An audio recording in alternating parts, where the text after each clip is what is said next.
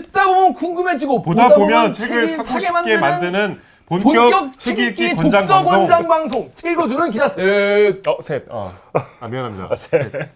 다시 하시죠. 책 읽어주는 기자 셋.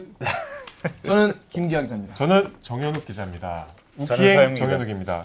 제가 말 안 끝났어요. 언제 끝나요? 바로 해요 소개를? 네. 게스트 소개를 처음부터 해요? 그게 언제 끝나냐고 말. 하시죠. 끝났죠? 뭐 안 끝났네 그러면 자기 소개해 주시죠. 네, 서영 기자입니다. 안녕하세요. 이건 뭐 아직 이런 게 아직 나와요? 아 이거 저 우리 아들 거. 신기하네. 아들 거를 왜 갖고 왔어? 우리 아들이 아들 거를 왜 뺏어와? 아니 산 게 아닌 것 같은데 책상 위에 있더라고요. 같은 책상을 쓰니까. 근데 급하니까 그냥 뭐 좀 밑줄 좀 긋고 그러다가 아들은 오늘 뭘로? 아들은 이제 맨손으로 이제 쓰게 친구들 다른 거 게 있겠죠. 친구들 걔도 거 뺏어가지고 친구 막 때려가지고 뺏어가지고 그거 쓰겠네. 오늘 아빠가 내 연필 갖고 왔으니까 좀 그러니까, 빌려주라. 얼마나 없어 보여. 없어 내가 연필이 오늘 그럼 나는 뭘로 쓰냐면서 애들. 아 그럼 다행인데 제발 연필 하나만 주면 안 되겠니? 어떤 아들이 더 나아요? 그러니까 옆에 때려가지고 뺏어 쓰는 아들이 나아요? 아니면 비굴하게 막 구걸해가지고 쓰는 게 나아요? 아들이? 사부작사부작해서 슥 빌려 쓰는 아들이나. 아니 그러니까 둘 중에 하나만 골라야 돼. 둘 중에 네, 하나만. 둘 중에 밸런스 구걸이냐 게임을. 폭행이냐. 때리지는 않는 아들이 낫네요. 때리지 않는 때리는 구걸을 건 낫다. 구걸이 아들은 낫다. 그걸 해라. 아들은 구걸해서 쓰고 아빠는 뺏어 가지고 오고. 여기 책 읽기는 고품격 방송.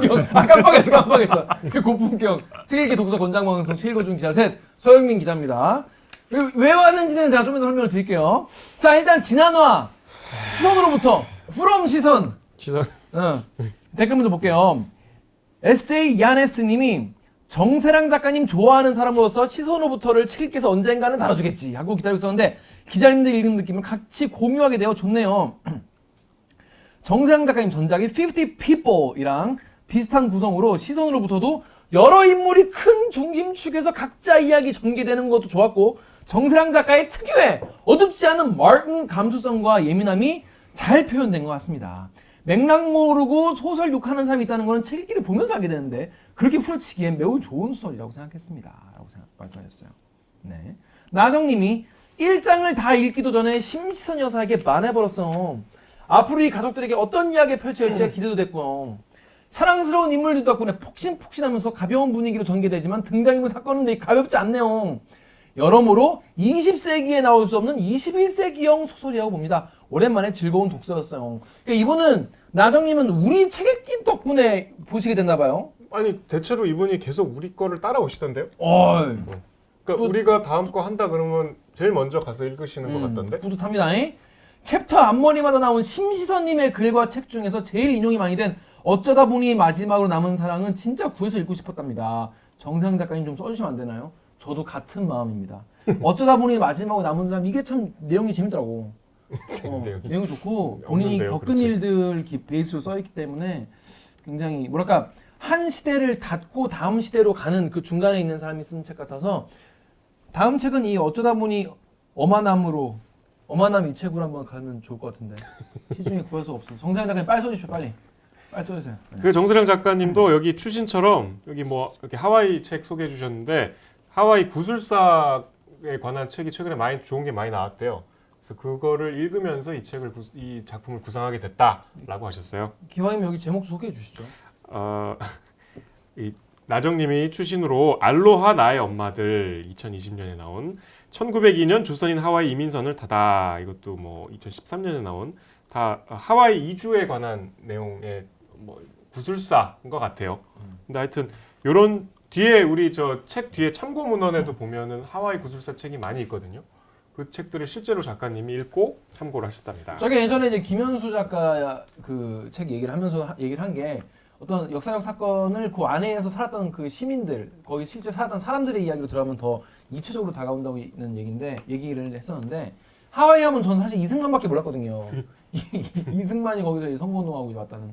근데 거기서 살았던 이주민들의 이야기에 대해서 좀 더 자세히 알 수 있는 내용이라고 합니다. 자 베이우스님 댓글 우리 정 기자 읽어주세요. 베이우스님이요. 인물들 각자의 고민이 저한테는 현실적으로 느껴져서 예를 들어 경아와 가족들과의 관계가 상당히 이상적으로 그려졌지만, 그러니까 배다른 형제죠. 이거 배는 같다니. 아니지 배 다르지. 배가 같지. 경화는 배가 달라. 경아 IP가 안 섞인. 그러니까 책 엉터리 읽어.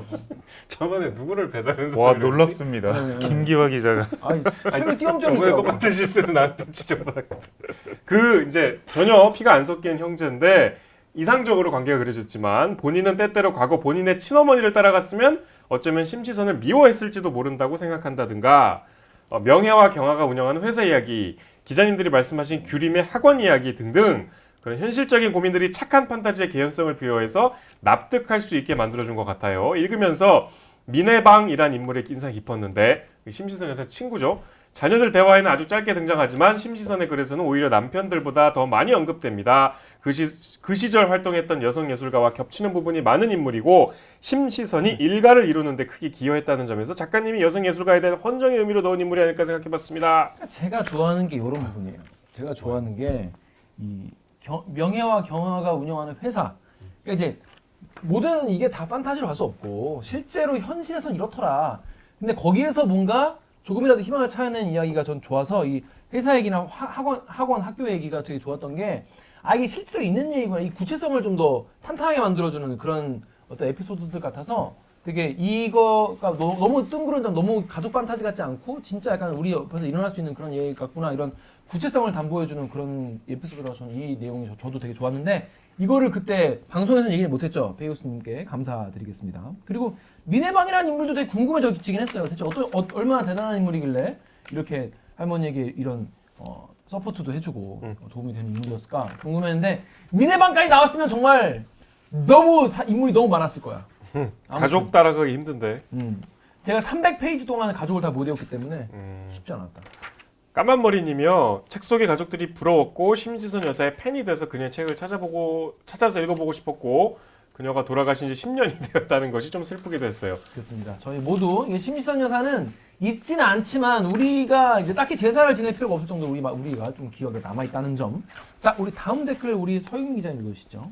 3페이지에 김문경님 댓글부터. 네. 김기화 기자님 덕에 빵 터졌어요. 크크크. 저도 인물 관계가 복잡하거나 많거나 하면 옆에 노트를 두고 관계도 정리해가면서 읽어요. 그러면 내용도 잘 정리되면서 앞으로 넘기면서 안 봐도 되니까 편해요. 비건 3년차. 김 기자님이 느끼는 독서의 괴로움을 격공합니다. 독서 지옥에서 허걱허걱 하면서도 즐겁게 따라가고 있네요. 그렇습니다. 인물이 일단 저는 3명이 넘어가면 쉽지 않은 것 같고 우리 그 예전에 그 전화번호가 7자리잖아요. 7자리. 네. 이게 왜 7자리냐? 한 번에 사람이 외울 수 있는 게 숫자가 7개가 한 개다. 그래서 이제 7개라는 얘기가 있는데 이 인물 너무 많아. 20명쯤 되는 것 같아요. 그럼 너무 쉽지 않았다. 저는. 계속 변명을 하시네요. 네? 서영민 기자는 인물이 많이 나오는 소설 읽는 거 어렵지 않으세요? 굉장히 힘듭니다. 네. 네, 특히 그리스 이름 많이 나오는 거. 그리스 로마 로마 이름. 러시아 소설이 쥐약이야. 네. 아 맞습니다. 러시아 까라마조프 읽다 보면 계속 앞에 있는 등장인물 보다가 맨 앞에 등장인물을 이렇게 써놓는데 보다가 뒤에 보다가 하는데 안 나와요. 안 나오는 사람도 엄청 많아요. 앞에 등장인물의 한 바닥인데 거기 없는 사람도 계속 나와. 그러니까 등장인물을 그래도 정세장 작가 책은 이렇게 보면 알잖아. 다시 돌아가면. 근데 이거는 등장인물 중에 누구지? 게다가 이름도 바뀌어. 알료샤라고 했다가 알렉세이비치 뭐 이러고 알료샤를 미차라 니콜라이 미차라나 그러니까 두 개, 세 개 내 이름으로 부르는 거예요. 러시아식 애칭이 있더라고. 그러니까 엘리자베스 테일러를 리즈 테일러 뭐 이렇게 하잖아요. 그런 게 엄청 많아 러시아에는. 근데 그런 인물이 너무 많고 힘듦에도 불구하고 읽을 만한 가치가 있습니까? 까라마조프가의 형제들이? 아 이 양반은 맨날 까라마조프 하면 그냥 거의 뭐 정신을 못 차리니까.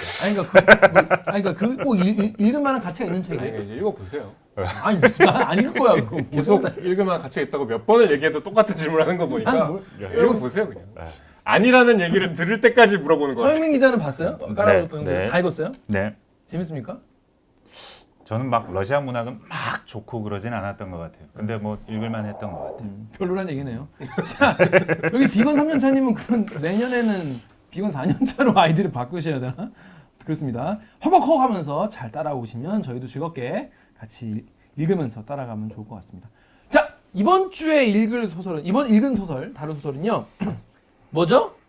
박상영 작가의 대도시의 사랑법입니다.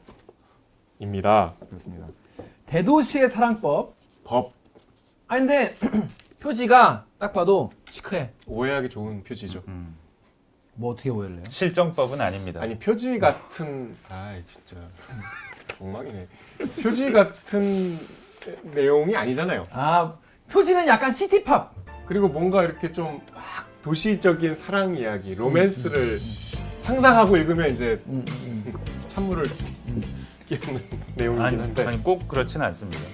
저는 좀 그랬어요. 저는 이 약간 은은한 그 J-팝의 그 시티팝이 은은하게 나올 것 같은 그런 딱 어울릴 만한 그런. 약간 팝팝한 게 어울린다는 생각도 저는 드는데. 저는 어울린다고 그리고 생각했어요. 이거는 소재를 표현해내는 방식. 서울이 아니라 약간 맨하탄 같아. 뭐 어디든 대도시니까 대도시. 라라랜드인가? 네, 이런 내용이. 꼭 서울만을 배경으로 한 건 아니에요. 보면 이 작가하고 얘기해 보면 인터뷰할 때도 막 서울, 뭐 상하이도 있고, 방콕도 있고, 뭐 여러 대도시를 다 배경으로 했다고 그러더라고요. 근데 오늘 서영민 기자 이 자리에 나온 이유는 무엇입니까?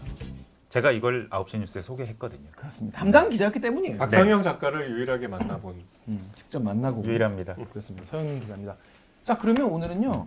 이게 대도시의 사랑법 이 책이 왜 우리 시대의 소설 50에 꼽힐 정도로 황석영의 손님과 어깨를 나란히 할 정도로 이 우리 시대 소설 50을 평론가들이 꼽았는지에 대해서 어깨를 설명을- 나란히 네, 한 거군요. 어깨를 나란히 네. 한 겁니다. 왜 그런지 설명을 좀 해주시죠. 재밌습니다. 그러니까 이게 어쩌면 이런 것도 소설인가? 일기인가? 에세이인가 싶을 정도로 재미있고 가볍고 발랄하게 상황이 전개가 되는데 그 안에 담고 있는 가치 그리고 어떤 지향 그리고 지금까지와는 다른 방식으로 성소수자를 재현해내는 방식 그리고 표현 면에서 새롭고 재미있습니다. 그래서 딱 한 줄 리포트에도 들어가 있는데 딱 한 줄로 요약을 하면 논쟁적인데도 동시에 보편적이다. 그래서 논쟁적이라는 건 이걸 보면 호오가 갈리고 뭐 싸움이 일어날 수도 있는 주제고 뭐 표현 방식이기도 한데 동시에 보편적이다. 사랑이 어떤 것인가? 우리는 성소수자뿐만 아니라 이성애자들도 사랑을 어떤 식으로 받아들이고 이해하고 뭐 관계가 발전하다가 이별하는가를 다뤘다는 점에서 그래서 낡은 관계와 관념을 무너뜨리고 한국 소설의 새로운 영역을 열었다라는 평가를 받습니다. 궁금한 건 그 전에는 이런 소설이 없었던 거예요? 전 소설을 본 적이 없어서 몰라요.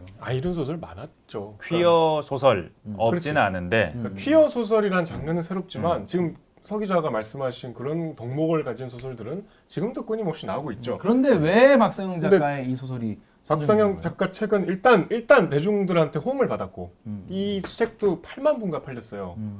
그리고 사실은 저는 뭐 비하인드를 아니까 이 50편에 원래 처음에는 없었어요.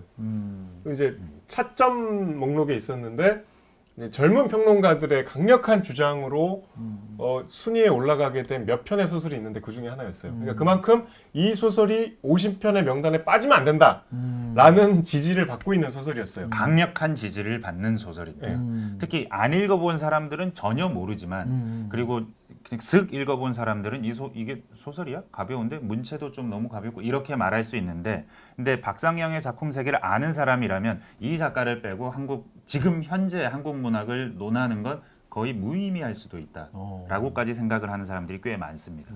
여러분 읽어보신 분이 얼마나 계신지 모르겠어요. 근데 안 읽어보신 분들이 대다수일 것 같아서 뭐 어떤 내용인지부터 일단 얘기를 해봐야 될 것 같습니다. 일단 그 줄거리를 정윤욱 기자가 휴대폰 1분 요거 좀 난제입니다. 요거 근데 네. 소설 4개로 이루어진 책인데 자, 합시다. 우리가 다룬 건 3번째거든요. 대도시의 사랑법이라는 그 소설은. 빨리 타이머 누르시죠. 근데 1, 2, 3 다 하실 거예요? 아니면 3만 하실 거예요? 제 스타일대로 전부 다 한번 해보겠습니다. 전부 다 1, 2, 3 다 해보겠다고 합니다. 자, 그러면 준비해보시고 네. 시작. 나아가 화자이자 주인공인데 20대로 시작해서 30대까지 나와요. 이 소설에. 그리고 성소수자고 HIV 보균자입니다.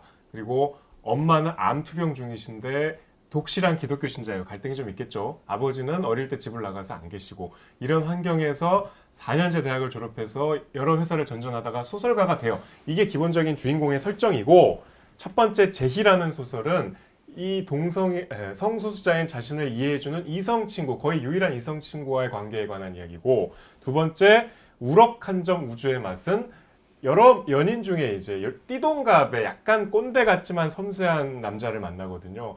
우럭과 광어를 구분 잘할 만큼 섬세하지만 은근히 잔소리도 많이 하는 꼰대 같은 면모를 갖고 있는 형 같은 강렬한 이제 애인이었죠. 마지막 대도시의 사랑법과 맨 마지막에 나온 늦은 후기의 바캉스는 이 사람의 필생의 사랑, 규호에 관한 이야기입니다. 이별까지 나옵니다. 우와. 잘한 건지 모르겠네. 우와. 그렇습니다. 뭐 많이 해서 이제 많이 이제 잘해요. 그러니까 이제 그냥 그러니까 이게 헷갈리면 안 되는 게 네 편의 소설이 있는데 이게 단편집이 아니고 다 이어져요. 연작 소설. 네, 그러니까 이런 건 조금 새로울 수 있어요. 그러니까 사실은 다 읽어야 이 책을 읽었다고 할 수 있죠. 김 기자처럼 대도시의 사랑법만 이렇게 해서 이렇게 하면 안 되는. 아니, 저는 이제 숨긴 삼촌 때와 같이 1편부터 읽었어요. 그러면 다 읽으신 거예요? 대도시의 사랑법만 읽으신 1, 거예요? 2, 3 읽었어요. 마지막 건 안 읽었어요. 마지막 건 읽었어. 아. 마지막 건 이제 헤어진 뒤에 에필로그 같은 네. 네, 약간 화양연화 같은. 그 소설. 네. 그리고 이 소설은 그 작가랑 얘기하면서 들었는데 작가가 이 소설이 처음에 팔려나가는 속도가 너무 엄청났대요. 그래서 본인이 엄청난 베스트셀러에 돈방석에 앉는 줄 알았대요. 처음에 팔려나간 속도는 정말 어마어마했대요. 이 센세이션을 일으키면서 팔렸대요. 근데 결과적으로는 본인의 어떤 그 욕구를 다 충족시킬 만큼 아주 많이 팔리진 않았다라고 얘기를 하시더라고요. 저는 박상현 작가를 저기 몇 년 전에 우럭 한 점 무주의 맛이 그해 뭐 젊은 작가상 수상집인가에 있었어요. 맞아요. 제가 생선회를 좋아하잖아요. 너무 제목이 내 취향인 거야. 우럭 한 점 무주의 맛? 이것은 생선회를 어떻게 문학적으로 풀어냈을까?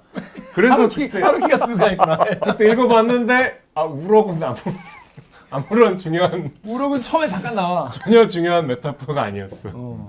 그래서 약간 실망을 했던 기억이 있고 그 다음에 이분이 꽤 오랫동안 한겨레에 ESC라는 섹션이 있는데 맞아요. 거기에 이제 다이어트 기를 매주 연재하셨어요.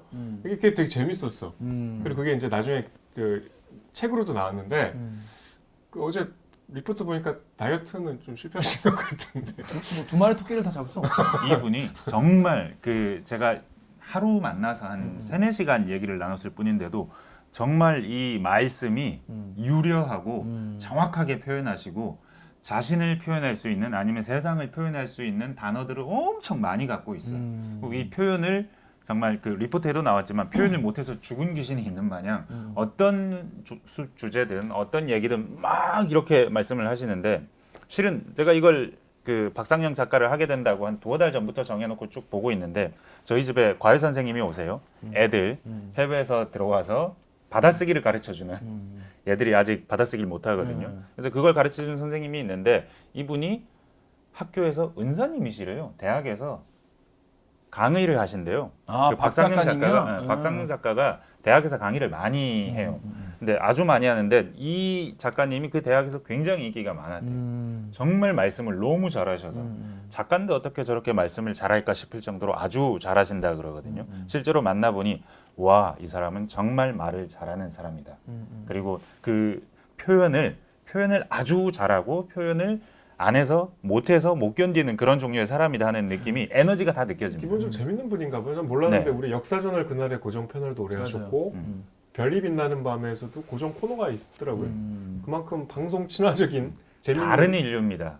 그러니까 본인이 다른 인류라는 걸 제 인터뷰집도 따로 있거든요. 그 얘기하는 걸 들어보면 이 양반은 그러니까 작가들은 재미없어라는 생각도 어느 정도 가지고 있어요. 그쵸. 이 사람들은 왜 이렇게 재미없을까? 재미없는 거 싫다는 얘기가 이 책에도 막 나와요. 맞아요. 재미없는 얘기하고 있으면 나 갈게 하고 그냥 쓱 사라져버리고 그런 장면도 나오거든요. 재미없는 게 싫은 사람이에요. 그만큼 본인은 재밌는 게 자신이 있는 사람이에요. 자 이제 소설 얘기 좀 해보죠. 청년업 기자는 이거 처음 보고 딱 느낌 어땠습니까? 일단 저는 제가 몰랐던 세계, 세상 하지만 알아야 하는 우리가 모르지만 세상의 많은 부분을 차지하고 있는 그 영역에 관한 이야기여서 일단 너무 읽는 독서의 보람이 일단 있었고요. 그다음에 김 기자도 우리 아까 녹화 전에 얘기했지만 일단 재밌어요. 재밌는 소설의 미덕이야 뭐 사실 뭐 설명할 필요가 없죠. 그리고 이제 그 정도는 좋았고 제가 돌이켜 보니까 성소수자, 그러니까 뭐 동성애란 표현은 조금 뭐 싫어하실 수도 있는데 그걸 다룬 소설을 내가 무엇을 읽어봤나 했을 때 딱 하나 그 헤르만 헤세의 소설 중에 황해의 일이라고 있어요. 헤르만 헤세의 소설 중에서 너무 그렇게 옛날이다. 썩 유명하지 않은 소설인데 우리 시대의 소설 아니네요.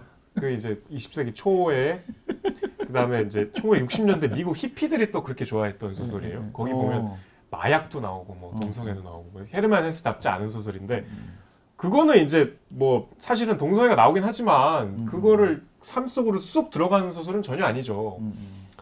이런 작품이 없었던 것 같다는 생각을 했어요. 일단 그래서 거기까지 좋았는데 뭐 차차 우리가 얘기하겠지만 이제 서영민 기자 말씀하신 그런 미덕들이 과연 그러니까 읽기 좋은 데서 끝나는 소설은 사실 많잖아. 재밌는 소설이야 세상에 많죠. 우리 94년도에 유행했던 무궁화 꽃이 피었습니다. 이거 얼마나 재밌습니까? 지금 아무도 기억 못하지만 이 재미의 어떤 끝자락에서 우리가 어떤 감정을 느낄 수 있을까에 대해서는 조금 저는 아쉬운 점이 있었는데 그건 차차 얘기하시죠. 저 같은 경우에는 이 책 읽기 진행하면서 이 재밌어서 잠을 막 설친 건 처음이었던 것 같아요.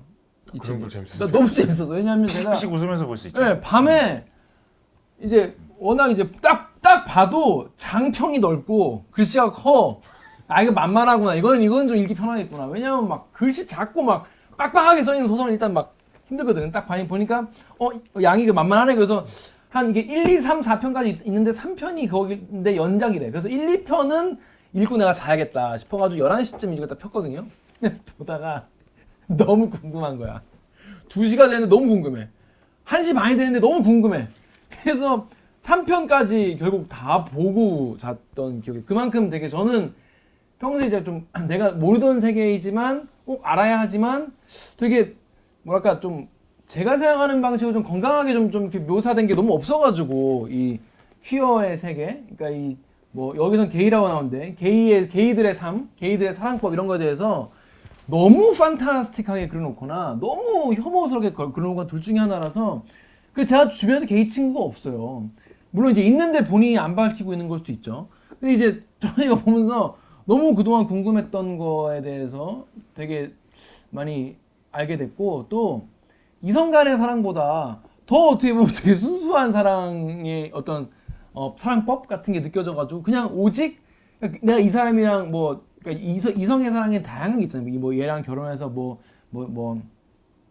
나의 어떤 뭐 팔자를 고쳐봐야겠다 뭐 이런 생각하는 경우도 있고 이보다 더 예쁜 여자 만나야지 뭐 얘보다 더 뭐 어떤 여자 만나야지 뭐 이런 되게 다양한 어떤 자신의 사적인 욕망을 결혼이나 이런 걸로 가지고 이제 해결하려고 연애하고 사람 만나는 그런 소설이 많잖아요. 그런 소설만 보다가 여기는 진짜로 뭐랄까 딱 그 사람만의 어떤 사랑 그 자체. 사랑 그 자체. 그러니까 어떻게 보면은 결혼이라는 것이 허용되지 않는 지금 사회에 뭐 허용은 되지만 좀 터부시되는 그런 사회이기 때문에 오히려 더 순수한 사랑으로 보일 수 있는 그런 모습이어서 되게 신기하고 좀 신선하고 재밌고 좀 좋았달까?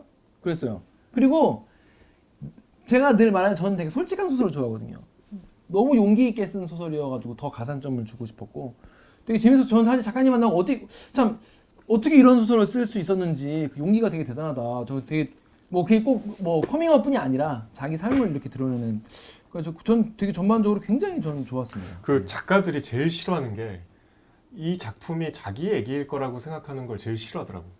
바로 또 들어. 그 최은미 작가가 그런 얘기를 하셨어요. 사석에서 그 대학 문창과 학생들하고 대화하는 게 제일 편하다. 왜냐하면 문창과 학생들이 기본적으로 소설하고 자기하고 작가하고 상관이 없다는 기본적인 상식을 갖추고 있기 때문에 그게 일반적인 통념인데 저는 그 소설가의 아버지를 둔 특수한 환경에서 아버지의 소설들을 보면 꼭 그렇지만은 또 않아요.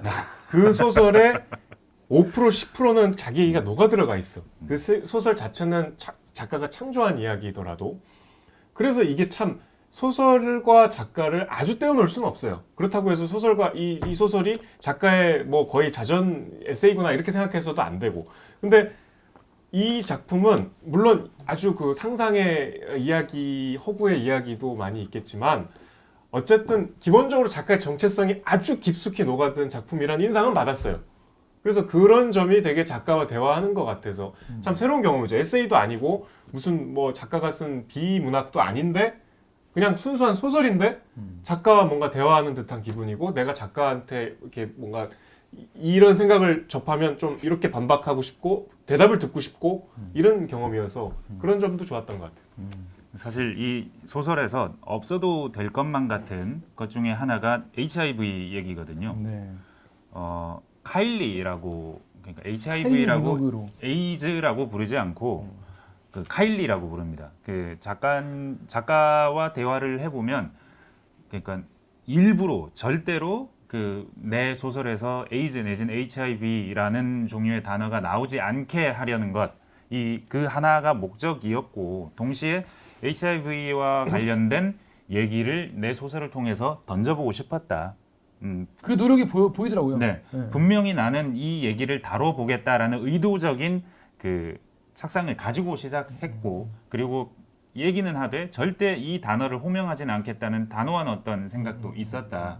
그게 내 작품에서 하나의 표현의 방식이었다라고 하는데 제가 방금 다 말씀해 주셨으니까 특히 김기화 기자께서 말씀하신 건 굉장히 공감을 하고요. 제가 이 소설에서 굉장히 좀 인상적인 장면이라고 표현할 만한 장면은 이런 거예요. 동성애자, 이성애자가 아닌 사람, 그 퀴어 인물이 퀴어가 아닌 인물과 만나서 서로 공감을 하는 장면이 하나 있어요.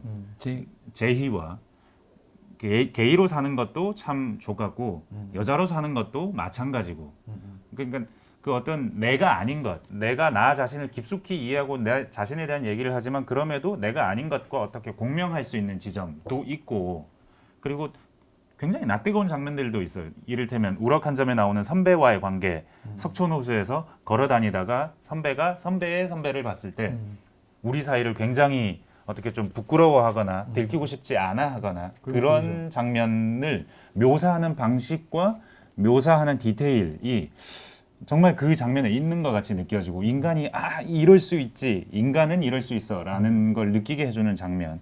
그리고 다른 장면은 그 여기 뭐죠 티아라 멤버들하고 막 친구들이랑 얘기를 하는데 클럽 가가지고. 예, 그 HIV 보균자를 가지고 지나가면서 자기들끼리 희화해요. 소수자 안에서도 그 소수자 안에 또 다른 소수자인 HIV와 관련해서는 뭐 밥그릇 가려라라고 했던가? 하여튼 그 자신들 나름의 은어로 그 사람을 비하하는 표현을 해요. 그 말은 소수자 자체도 하나의 동질한 정체성으로 보지 않고 찌질하기도 하고 이게 찌질하기도 하고 비열하기도 하고 그럼에도 인간이 가진 속성이고 인간 본연의 어떤 보편적인 종류의 이건 어두운 건 아니고 약간 스스로 창피할 수 있는 거고 그리고 나 스스로 안에 편견이 있는 것이고 그런 점들을 이 작가는 알아요. 그걸 표현할 줄도 알고 잘 표현할 줄도 알고 그런데 이 표현을 재미있게 해요. 웃기게. 그러니까 비극적이지 않게. 그게 되게 네. 신기했어요. 약간 이제 소설 스토리를 좀 따라가면서 얘기해야 될 것 같은데. 네. 이게 여러분 이제 3부작으로 저는 원래 4부작인데 내가 3부까지 읽었으니까 3부작이라고 할게요. 아니 그럼 안 되지. 근데 약간 그래도 되는 게 네. 마지막 것도 규호 얘기거든요. 아 그래요? 아 그 네. 규호가 뒤에 규호. 3부작이야. 아니야. 그게 3부작이야. 그렇게 합시다. 두툼한 3부가 좀 두툼하겠죠. 1부는 이제 그 여대생 솔직히. 제희랑 그러니까 이게 그 뭐야 게이 남자친구와 동거한 썰 뭐 이런 식으로 누가 이 책을 광고할 때 그런 식으로 이제 썸네일을 해서 틀리지 않은 말이죠. 근데 딱 그래 맞아 그런 얘기구나라고 들었어요. 근데 보면 이제 제이라는 여자애가 이제 여대생인데 그 여자 대학생도는 굉장히 뭐랄까 솔직하고 뭐랄까 욕망에 충실하고 이제 그리고 되게 막 지고지순한 그런 타입이 전혀 아니에요. 그런데 이제 그 친구가 남자친구들 사귀다가 이제 상처를 받고 막 이런저런 이야기를 털어놓을 사람이 사실은 이제 가장 그러니까 뭐랄까 무해한 남자친구 게이니까 무해한 남자친구와 그 집에 들어와 살면서 이제 겪게 되는 그 성장 소설 그리고 결국 제이는 결혼이라는 틀로 안으로 들어가게 되는 그런 이야기예요. 그 둘의 관계에서 제일 상징적으로 나오는 장면이 둘의 관계를 압축적으로 보여주는 게 이태원 해밀턴 호텔 지하에서 주인공이 남자와 아주 격렬한 키스를 하고 있는데 뒤에서 제이가 한 대 때리면서 아주 먹어라 먹어 뭐 이렇게 이게 모든 게 다 들어가 있지 그 관계에 어떤 사이인지 그리고 이 제이는 이 성소수자에 대해서 어떻게 바라보고 있는지 둘은 얼마나 친한지 그게 거의 그 일화에 다 나오죠. 이제 제이라는 친구가 되게 남자친구가 이제 여럿이어서 물론 이제 메인은 있지만 이제 서브도 있었어요. 그래가지고 근데 이제 피임을 제대로 안 한 거지. 피임을 제대로 안 해가지고 이제 산부인과에 갔다가 어떤 꼰대한테 이제 일장 연설 의사 꼰대. 의사 꼰대한테 이제 일장 연설을 듣고 나와가지고 같이 이제 중개수술을 받으러 이제 전전하는 그런 장면이 나와요. 그러니까 약간 동지적 관계가 형성이 되는 거지. 그런데 나중에 제이가 결혼하는데 자기 결혼식 사회를 봐달라 그래. 이 친구한테.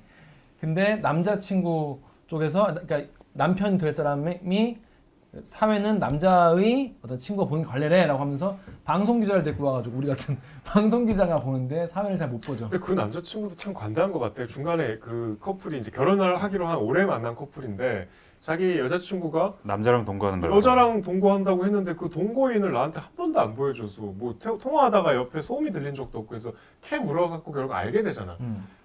성소수자인 남성과 살게 된다는 거 알게 돼서 크게 싸우지만 헤어지진 않잖아. 나중에 결혼까지 하니까. 그걸 용인한다는 것도 좀 용인 못합니까? 난 싫을 것 같은데. 헤어져? 글쎄 그렇게 한 건 다 좋은데. 가정을 할 수는 없죠. 어떤 사이냐에 따라 다르지만 그게 싫으면 또 여자도 약간 시정의 노력을 해야 되지 않을까요? 서영민 기자는 어떨 것 같아요, 본인은? 싫으면 맺어지지 않았겠죠 그런 게. 그런 이런 자유분방하고 개방적인 여자도 받아줄 수 있는 그러니까 이런 여자가 좋았던 남자니까 만났을 거고. 아니 본인 말이야. 나라면 내가 나라면 그 상황을 받아들이겠느냐. 여친이 네. 동거인이 있는데 게이니까 오빠 괜찮아라고 하면 그냥 나 여자랑 사는 거랑 똑같아. 뭐 그 여자가 정말로 좋았던 거라면 받아들일 것 같아요. 그죠. 내가 뭐네. 그렇습니다. 꼰대 되는 거지 뭐. 여러분은 어떻게 생각하세요? 사실 그게 사람마다 가치관에 따라서 충분히 다를 수 있을 것 같은데 아무튼 그런 상황을 여기서 이제 등장한 남편은 그래 씨로 넘어가서 나중에 그 여자한테 프로포즈도 하고 그러니까 이런 상상을 하게 하는 거예요. 그쵸. 소리 생각지 못한 설정들이 막 훅 들어오잖아. 이게 우정인 거예요. 그러니까 이 그 작가는 자기가 사랑이라고 해서 어떤 이성애적 사랑만 다뤘다고 성애적 사랑만 다뤘다고 말하지 않아요. 여기서 다룬 건 우정이죠. 뒤에서 다루는 거는 이성애적 사랑인데 그 뒤에 엄마와의 관계가 나오죠. 이게 약간 애증의 관계인데 틀림없이 사랑도 있죠. 그런 식으로 다양한 종류의 사랑을 다뤘다라고 생각하고 그 한 단면이 제이인데 되게 재미있고 아까도 말씀드렸다시피 저는 여기서 공감을 보는 게 아까 그 문장 그 시절 우리는 서로를 통해서 삶의 여러 이면들을 배웠다. 이를테면 제이는 나를 통해서 게이로 사는 건 참으로 족같다는 것을 배웠고 나는 제이를 통해서 여자로 사는 것도 만만치 않게 거지 같다는 것을 알게 되었다. 그리고 우리의 대화는 언제나 하나의 철학적 질문으로 끝났다. 우리 왜 이렇게 태어났냐? 모르지 나도. 요런 장면. 태어난 김에 다들 열심히 사는 거예요. 요즘에 태어난 김에 산다는 분들도 많이 있는데 태어난 김에 그러니까 이제 왜 이렇게 태어났는지에 대한 이제 분노와 원망과 이런 거를 나중에 이제 뒤편에서 엄마한테 요구하지만 받지 못하죠. 아무튼 근데 둘 다 자기 뭐 이렇게 태어나는 거 어떻게 하지만 열심히 최선을 다해 사는 그런 둘의 이야기인데 저는 그 우정이 이게 이제 내가 이 소설을 처음 접한 에피소드지 않습니까? 처음엔 약간 아슬아슬했어. 이게 왜냐면 이성으로서의 감정을 느낄 수도 있지 않을까? 그러니까 나는 아예 모르니까 그 둘이 전혀 그러지 않고 정말 담백하게 우정으로 딱 끝나더라고요. 꼭 그렇지만도 않은 것이 실은 몰라요. 맨 마지막 문장이 저는 이 소설 통틀어서 제일 좋았는데 제2의 그 맨 마지막 문장 정확하게 기억하고 있는지 모르겠는데 아름다움으로 명명되는 그 모든 시절이 이제는 뭐 찰나의 순간에 불과해. 그러니까 사실은 너무 그 같이 살았던 순간들이 소중했던 거야. 그러니까 이거는 뭐 굳이 우정에 국한시킬 필요는 없는 것 같아. 그러니까 사랑한 거예요. 그 시절도 그 사람도. 다음으로 우럭으로 넘어가시죠. 우럭이 저는 사실 대도시보다 우럭이 더 재밌었어요. 우럭은 사실 낯뜨거운 장면도 많이 나오고 표현도 찰지고.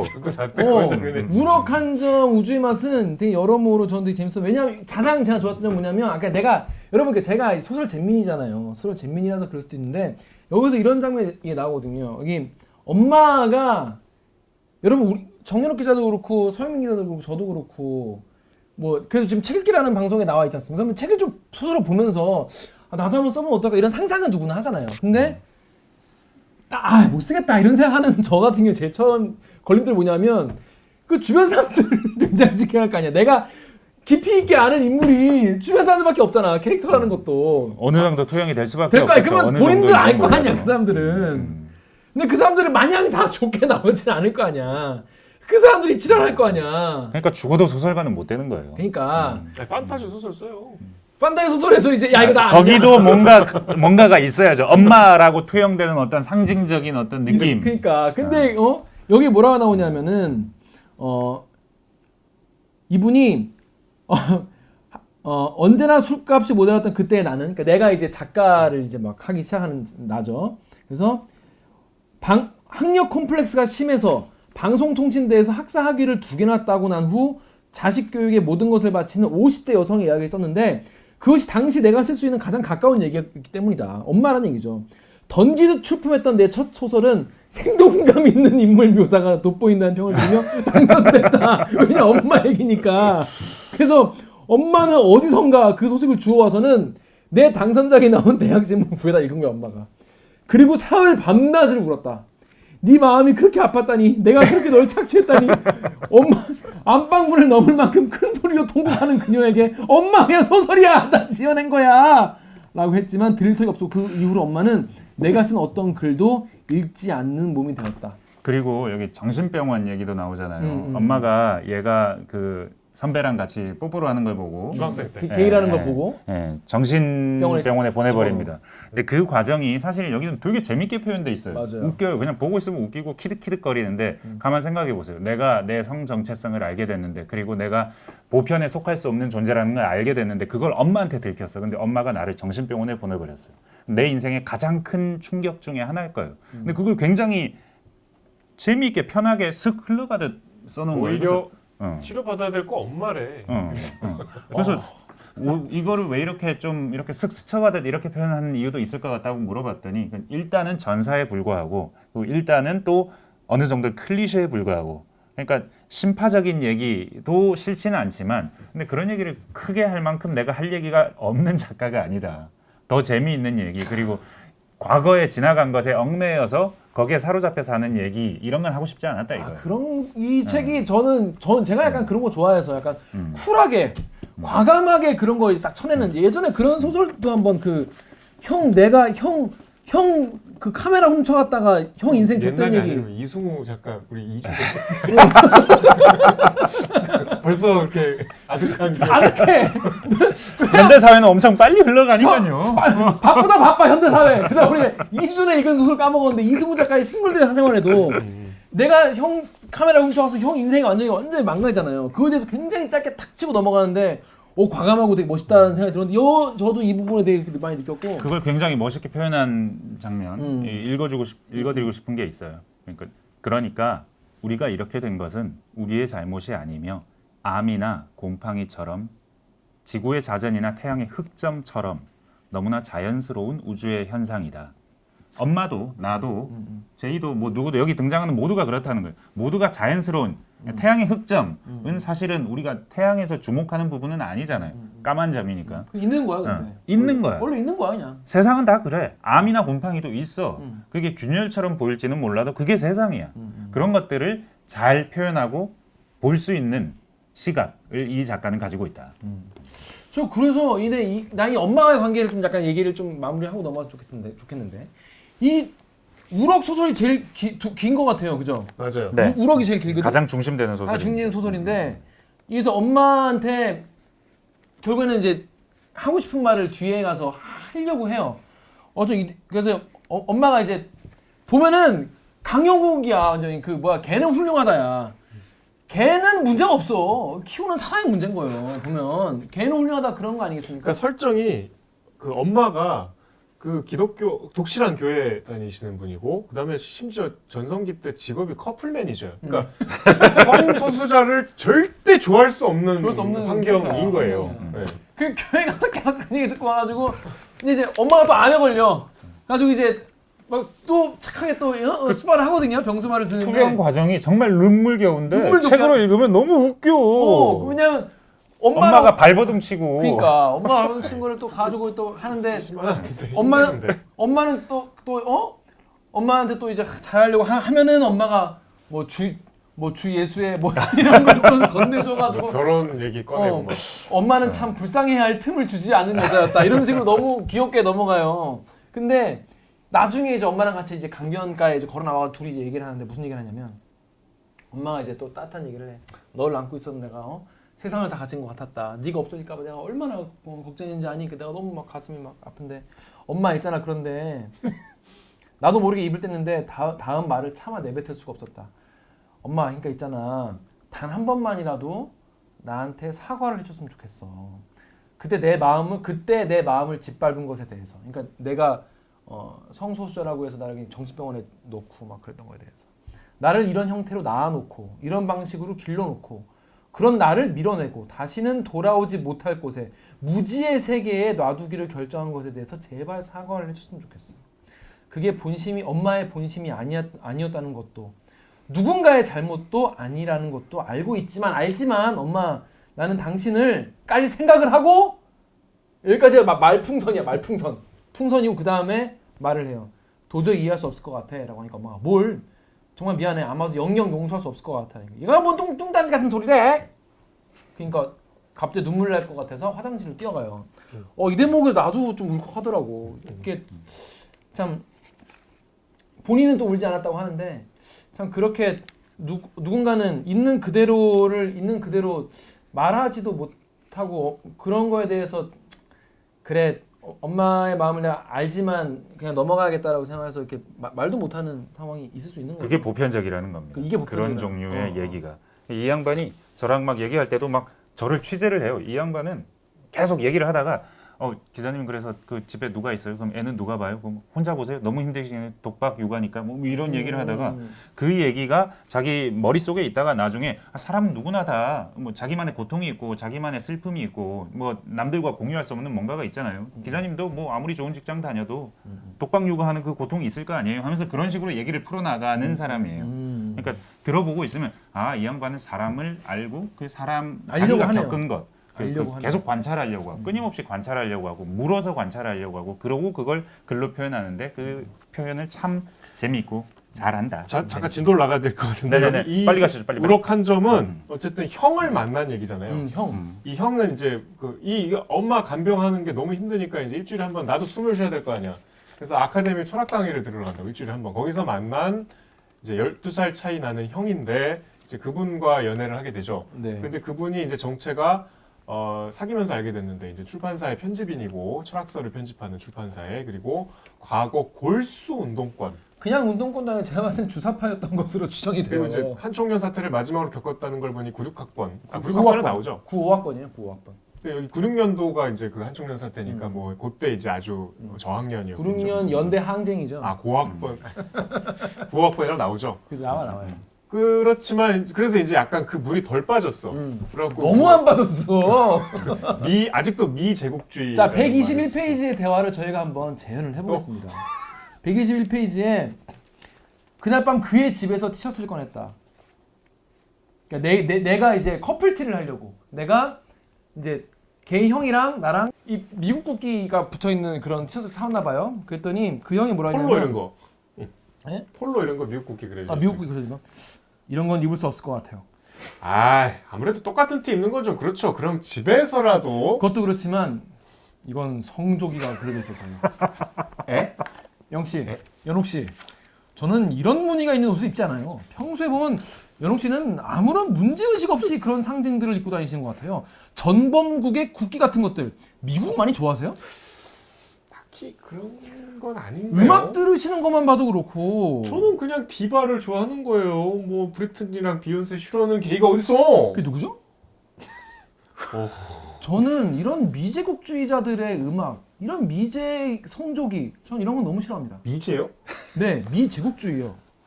뭐 이런 대화가 오가는 거예요. 연인이요. 이건 어떡하냐? 너무 벽이 높잖아. 그리고 저는 이 똑같은 연장선이 그 호수에서 만나는 올림픽 공원에서 만난다는 게 그 장면이 너무 평화롭고 잠깐 이제 그 스토리가 그래서 요 2000 추정컨대 배경이 2009년이야. 네. 2009년 10년. 2009년 10년에 미 제국주의는 조금 그렇잖아. 좀 이제 네, 좀 같지. 나중에 뒤에 나오지만 이불에 영국 국기 그려져 있다고 또 그거 갖고 시비 걸고. 미치코 런던이야 그거. 미치코 일본 사람이야. 하지만 추정컨대 소설의 묘사대로라면 되게 피지컬이 되게 잘생기셨나 봐요. 키도 크고 되게 이상형이었나 봐. 그리고 조금 이런데 이제 이런 성격임에도 겉으로는 하여튼 되게 예의 바르게 걔 존댓말 쓰거든요. 12살 어린 애인한테. 그리고 되게 나름 자기를 잘 챙겨주고 여러 가지 취향이 맞아서 만나고 특히 이제 그 우럭 한 점 먹는 그 횟집에서 굉장한 애정을 많이 느끼죠. 뭐 그러다가 이제 그 갈등이 수면으로 올라오는 게 지금 아까 김 기자가 얘기한 엄마와 한 것도 계속 등장하는 올림픽 공원이에요. 올림픽 공원을 엄마랑 항상 그 요양병원이 그 앞에 있나 봐요. 그리고 이제 엄마랑도 산책을 하니까 나에게 익숙한 뭐 공간이겠지. 그래서 이제 뭐 중간에 한번 또 갈등이 있죠. 엄마한테 보여주려고 했다가 안 나타나고 뭐 뭐가 하여튼 그래서 이제 이분하고 올림픽 공원을 걷다가 이분이 갑자기 쩔쩔매는 부부를 만나지. 한참 이분보다도 한참 선배인 듯한. 그러니까 이제 이 사람이 전대협 세대인 거야. 그러니까 선배를 만나가지고 딱 만났는데 무슨 얘기를 하냐면 학생의 누구는 진보정당 공천받아서 시의원 선거 나갈 거고 누구는 정치 대중서를 써가지고 종편 패널이 됐고 우리 부부는 조깅하는 취미를 갖게 됐고 하루키를 읽고 있고 넌 니체를 좋아하니 박근혜가 대통령 됐을 때 무슨 생각 들었니? 여보 나는 울었잖아 그거 우리 운동할 때는 2010년에 이런 생각 우리가 상상도 못했다 너희 기수는 모이냐 안 모이냐 빠져갖고 말이야 회장인 네가 구심점에 대하지만 여보 다들 사는 거 바쁘잖아 요즘 애들 그렇지 뭐야 너 아직 출판사 다니냐? 사상서 만드는 거? 아 예 그렇죠 뭐 이렇게 문책을 계속 하는 거야 얘기를 근데 이거 어서 난 많이 들어왔어 이거. 그다음 옆에 계신 분은 누구? 아 저는 후배입니다. 후배인데 무슨 후배? 강남 사는 후배? 갑자기 근데 학생은 이명박근혜에 대해서 어떻게 생각하나? 물어보는 거야. 존나 이게 최악이야. 486 건데 이거 진짜. 최악이야. 586보다 좀 아래 세대. 이전 586보다 좀 젊은. 하여튼 최악이야. 세대예요. 그러면서 계속 물어봐. 막 그러면서 얘기를 하는데 근데 이 선배에 대해서 꼼짝도 못해. 그러니까 그런 형이. 형 왜 이래? 왜 이래? 그래서 이제 그 모임에 그러니까 이제 그 만남을 끊어주죠. 그죠. 같이 밥 먹으러 끌려갈 뻔했는데 아예 우리 바빠 이러고 이제 이 형을 끌고 나오는데 아니 형 그 사람들 눈치를 왜 이렇게 봐요? 총학생 회장이면 잠깐만 뭐 은근히 형 깔아뭉개던데 내가 다 짱나는데 그런 사람 외견되고 있어요. 그런 사람이 누굴 어떻게 보든 뭐가 중요해요? 나한테 감사해야 되는 거 아니야 오히려? 같이 밥 먹으려면 어쩌할 뻔했어요. 사회운동한다는 사람들 말이야. 인권은 지금 왜 이렇게 그 모양이야? 뭐 그런 것도 입으로 진보니 뭐니 이렇게 말로만 떠들어요. 우리의 생각을 대신 말해주죠. 그랬더니 그딴 식으로 말하지 마. 그 이게 뭐냐면 저는 이런 이 감정 정확히 알아. 이럴 줄 알았어. 그러니까 이럴 줄 알았어. 이 선배들에 대한 그 기본적인 존경심이 있는 거예요. 옛날에 학생운동을 할 때, 옛날에 또 노동운동을 할 때 이런 어떤 그 성스러운 그 불가침 영역이 있는 거야 이 사람한테는. 그런 영역에 투신했던 그 사람. 지금은 이른바 강남 좌파가 돼가지고 여기 나와야 자기들도 뭐 비싼 아파트 살고 있다고. 그게 살고 있을지언정 그 사람들에 대한 나의 어떤 존경심을 무시하는 거는 사실 내가 그동안 투신했던 닭의 삶을 이제 뭉개는 거나 마찬가지이기 때문에 그렇게 함부로 말하지 마라고 말을 하는 거죠. 네. 그리고 나서 대판 싸웠어. 대판 싸우고 나서 이틀 뒤에 이제 연락을 안 하다가 전화가 와. 야 지금 만나자라고 하니까 형이 나 술 마신 사람이랑 할 말 없는데 그랬더니 말이 짧다. 그러니까 형도 짧은데? 야 오라면 와 좀 와. 그러니까 싫어. 내가 가라면 가고 오라면 오는 개야? 그러니까 제발 와줘 하니까 나는 개가 맞았다. 다음 컷에서 파트너시고 한 말이죠. 그의 방으로 쪼르르 달려갔네. 근데 저는 이 대목이 되게 좋았던 게 이 작가의 시선이 사실은 그렇게 내가 젊은 시절에 뭐 학생운동을 했니 무슨 노동운동 했니 뭐라고 해서 되게 대접받으려고 생각하는 분들 되게 많아요. 아마 뭐 지금 우리 책이 보신 분 중에서도 내가 그런 사람 아닐까? 이런 생각이 드시는 분도 계실 수도 있을 거고. 근데 여기에서 작가가 뭐라고 말하냐면 뭐 얼마나 대단한 운동을 했는지 모르지만 지금은 그냥 하루 종일 방구석에 처박혀서 저자 욕이나 하며 맞춤법 고치는 별 볼일 없는 남자잖아요. 나만큼이나 보통 사람인 거잖아요. 형은 그냥 나한테나 중요한 사람인 것 같은데 그래서 나한테 이런 헛소리 할 수 있는 거겠죠. 압구정동 출신으로 학생운동에 투신해서 도청당하는 20대를 살았고 지금은 죽은 철학자들의 글을 읽고 고치는 당신의 뇌는 대체 어떻게 생겨먹은 걸까? 엉망진창 낙서장이 되어버린 당신의 등과도 꼭 닮아있지 않을까? 등에 문신을 막 새로 했거든. 그런 당신을 좋아하는 나는 어떻고 뭐 이런 말들을 정신없이 쏟아놓고 싶지만 하지 않았고 다만 그의 입술에 키스를 해버렸다. 더 이상 아무 말을 할 수 없게.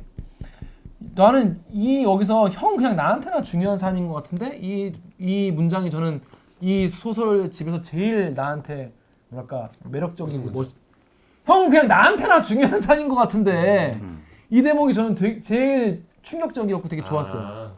됐고. 됐고 형이 어디서 옛날에 뭐 했는지 모르겠고 형은 지금 나한테 제일 중요한 사람이고 그런 푸념도 나한테나 늘어놓을 수 있는 거 아니겠느냐. 이게 사실은 사랑법 대도시의 사랑법에서 저는 가장 사랑에 가까운 이야기인 것 같다. 내가 무슨 뭐 대선 후보야, 뭐 내가 국회의원이야, 내가 뭐 옛날 전직 운동권이야, 내가 이 왕년에 뜨르르 했던 사람이야, 뭐 이런 게 뭐가 중요해. 지금 나한테나 지금 가장 중요한 사람이라는 것이 사실은 가장 사랑하는 사이라는 것을 좀 추격할 수 있는 모습, 가장 순수한 사랑의 모습 이런 게 아닐까라고 저는 이 책에서 가장 좀 좋았던. 이 챕터는 내가 상대방보다 내가 상대를 더 했던 내가 인생에서 제일 사랑했던 사람에 관한 이야기 같아요. 그래서 이제 헤어지는데 자살 시도하잖아. 그 내가 농약을 마시거든요. 그러다 이제 농약을 조금만 드셔갖고 이제 다행히 살았는데 그래서 이제 나중에 엄마랑 또 화해 같은 아까 김 기자가 얘기한 그런 장면도 그 뒤에 나오거든요. 그러니까 이제 내가 좀 더 사랑했던 사람과의 아픈 기억에 관한 이야기인 거죠. 근데 저는 여기 좀 약간 이게 뭐지 싶었던 부분은 뭐냐면 그 형이 잔 사이에 형 컴퓨터를 이제 훔쳐보는데 거기서 이제 민족의 진로 2007년 3월호가 나와요. 근데 거기서 이제 뭐 동성애에 대해서 막 질병이라고 하는지 뭐 이런 거에 대한 거를 발견하는 게 나오거든요. 근데 이게 왜 들어가는지 잘 모르겠어. 그러니까 이 형의 캐릭터는 자기가 게이라는 걸 숨기고 싶어하는 캐릭터고 기본적으로 사회적인 통념에 민감한 사람이라는 근데 걸 그거는 꼭 이게 들어가지 않아도 거리에서 자꾸 이제 막 자기야 해서 막 팔짱 끼고 막 이런 거를 티내지 마 이런 캐릭터야 형이. 그래가지고 기본적으로 잘 드러난다고 생각하는데 이 부분이 왜 들어갔다고 생각하세요? 전 이 부분이 굳이 좀 사족인 것 같아가지고. 읽기 나름이고 느끼기 나름 아닐까요? 되게 편하게 피하지 마세요. 148쪽 얘기 말이에요. 그러니까 지식인이잖아 이 형은. 근데 그가 그런 시선에 대해서도 충분히 문제의식을 공감하고 있다는 자유롭지 못하다는 아직 그 사회 족쇄에 아직도 묶여 있다는 거를 동성애를 뭔가 성소수자를 악으로 보는 그거를 계속 읽고 있는 그런 자기 부정의 한 장면이죠. 형이 자기 부정하는 사람이었던 걸로. 그래서 이런 얘기를 해요. 그러니까 동성애자들이 그러니까 이게 우리 같이 보편에 속한 사람들은 이해하지 못합니다. 그런 점을. 근데 본인들이 동성애자라는 것이 온전히 자랑스럽지 못해요. 왜냐하면 사회에서 그들을 자랑스럽지 못한 사람 취급을 하니까. 그러니까 이 사람들은 내가 보편에 속하지 못하다. 이것이 내가 정상이 아닌 게 아닌가 하는 생각을 끊임없이 할 수밖에 없다. 그런 한 모습 보여주는 거 근데 아닌가 이 형을 왜 엄마한테 보여주려고 했던 거야? 아니 이제 엄마한테 시위하는 거죠. 엄마가 결혼 얘기를 꺼내니까 이제 그랬잖아.